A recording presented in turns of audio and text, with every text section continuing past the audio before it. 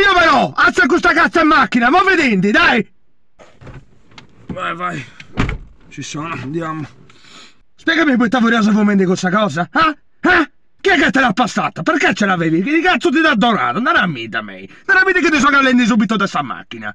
Chi è che ti dà donato questa cazzo cosa, Fumenti canna in gunisi, i scemi non sa altro. Ma come ti permetti, Come ti fai a fare questa cosa? Te non ti mai toccato questa cosa, E tu ti vuoi a toccare questa scagatura, Ci si abregungia, sei. Ti posso spiegare? No! Non mi devi spiegare nulla! Si è fatto una grande cazzata! Da si comprende, sì o no? Che si è fatto una grande cazzata! Ma come ti satta da in conca di fare cosa si dice, Come? Perché?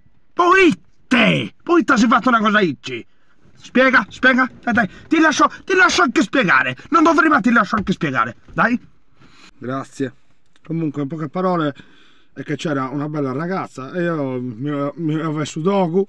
Ma non doveva manco aspirenti, capito? Era giusto per così, per fare il figo. Ma non lo stavo. Cioè, era giusto così, capito?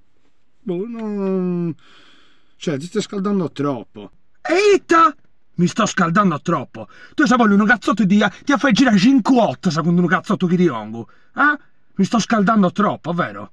Tu sei scemo, ma non ti voglio sapere un bel lucallo buono, un vago di caso un marzo, una bottiglione di un cannonau, e da si da bufferti simpare, cusso e fai su dopo, non ti fuma con cazzo di cagatura che ti sballa tutto, non completo smacco, un cazzo botta se spesi, conca in peso, tutto scazzo di cagatura, Ma si comprendo, cicca te cresci, pago, cicca te cresci, che tu ci sono già passato in questa cosa, ok? Quindi cicca te mi ascoltai per cortesia. Dai, andava bene.